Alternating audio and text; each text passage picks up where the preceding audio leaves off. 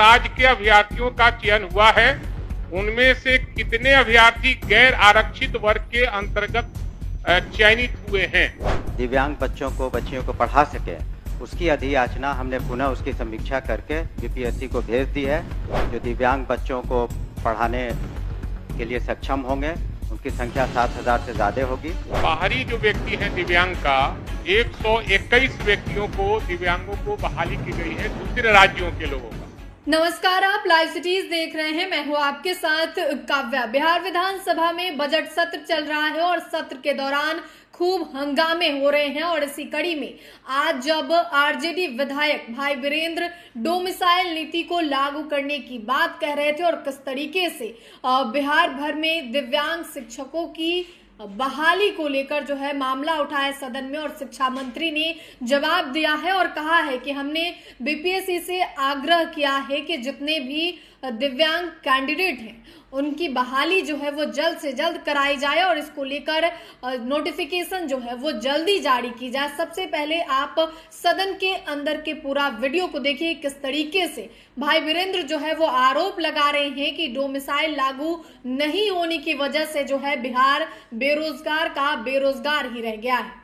अध्यक्ष महोदय, सरकार का जो जवाब आया है वो भेग है, पूरक, और आपके माध्यम से माननीय मंत्री जी से जानना चाहता हूं कि समान प्रशासन का संकल्प जो जवाब में उल्लेखित है उसको स्पष्ट करें। माननीय मंत्री।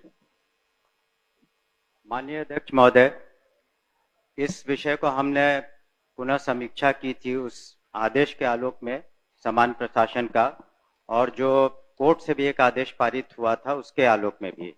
तो कुल मिलाकर के अब जो हम लोगों ने आंकड़ा पाया है वो 7,000 से कुछ ज्यादा है, और उसकी ताकि वैसे शिक्षकों को जो दिव्यांग बच्चियों को पढ़ा सके, उसकी अधियाचना हमने पुनः उसकी समीक्षा करके बीपीएससी को भेज दी है कि वो शिक्षक जो क्वालिफाई करेंगे बीपीएससी के थ्रू, जो दिव्यांग बच्चों को पढ़ाने के लिए सक्षम होंगे, उनकी संख्या 7,000 से ज्यादा होगी।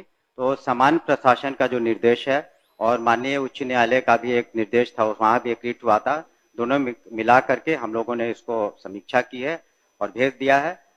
जब भी और हम लोगों ने पुनः आग्रह किया है कि बीपीएससी जल्द से जल्द उनका प्रकाशन करे, उनके नियुक्ति के जो भी प्रक्रिया है, ताकि हम उनको विभाग में ले सकें। आपका काम तो हो गया। अध्यक्ष महोदय, इसमें पहले ही मैंने कहा कि जवाब में भेग है सरकार का जवाब, और डोमिसाइल नीति लागू करना था, और बाहरी जो व्यक्ति है दिव्यांग का उसमें 121 व्यक्तियों को, दिव्यांगों को बहाली की गई है दूसरे राज्यों के लोगों का, और इस राज्य में केवल 44 व्यक्तियों को ही बहाली की गई है। तो सरकार का जो नीति है उसका उल्लंघन, खुला उल्लंघन है कि दूसरे राज्यों के दिव्यांगों को, हाँ, सरकार स्पष्ट करे कि जिन 121 दूसरे राज्य के अभ्यर्थियों का चयन हुआ है, उनमें से कितने अभ्यर्थी गैर आरक्षित वर्ग के अंतर्गत चयनित हुए हैं। अध्यक्ष महोदय, इसमें कोई उल्लंघन नहीं हुआ किसी नीति का।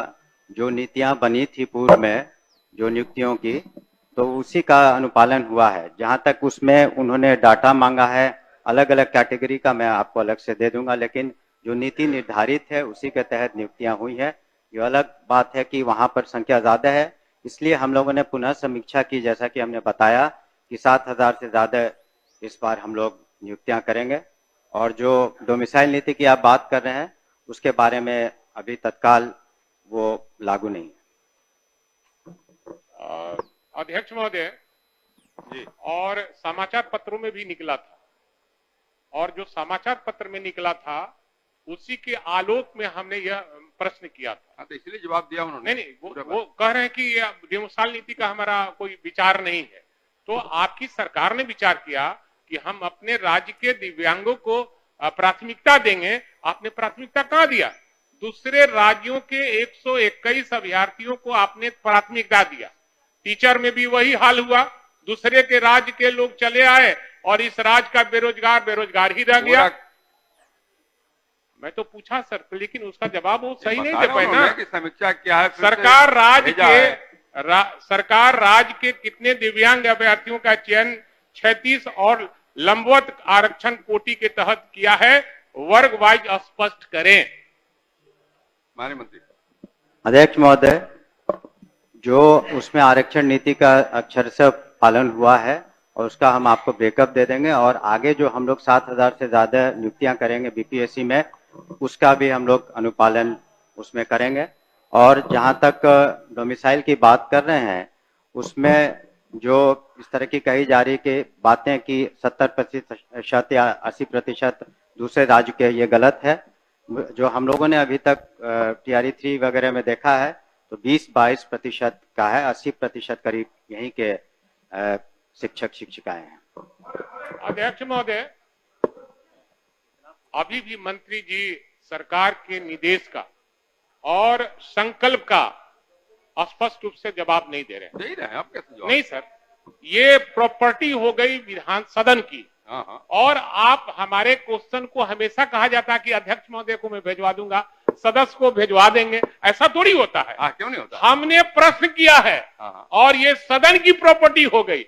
सदन की प्रॉपर्टी होती है, हमको भेजवाए। अभी स्पष्ट करें, अब कल क्या होगा, सदन खत्म होगा, मंत्री जी से भेंट होगी कि नहीं होगी, कौन जानता है? बिल्कुल होगी। नहीं होगी ना? होगी।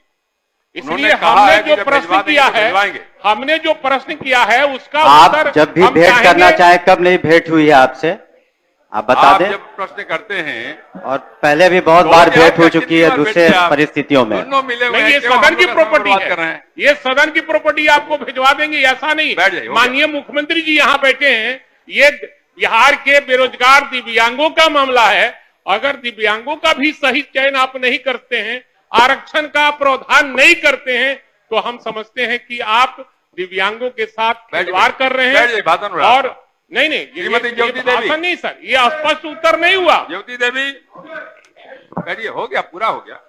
तो आपने सदन के अंदर के वीडियो को देखा, जिसमें भाई वीरेंद्र एक तरफ जहां सवाल पूछ रहे थे और कह रहे थे कि डोमिसाइल नीति कब लागू होगी। डोमिसाइल नीति नहीं लागू होने की वजह से जो है बिहार बेरोजगार ही है, और किसी और राज्य के जो लोग हैं, अभ्यर्थी हैं, उनकी नौकरी हो रही है, चाहे शिक्षकों की बहाली हो या फिर कोई और सेक्टर हो। इन तमाम सेक्टरों में जो है डोमिसाइल नीति नहीं लागू है, जिसकी वजह से जो है अन्य राज्यों के स्टूडेंट आते हैं, उनकी नौकरी हो जाती है और बिहार के लोग बेरोजगार ही रहते हैं। हालांकि शिक्षा मंत्री ने इसका जवाब दिया है और कहा है कि जितने भी 7,000 दिव्यांग शिक्षकों की बहाली होने वाली है, उनकी बहाली हम जल्द से जल्द कराएंगे। और डोमिसाइल नीति लागू करने की बात को उन्होंने कहा है कि तत्काल ये नहीं हो सकता है।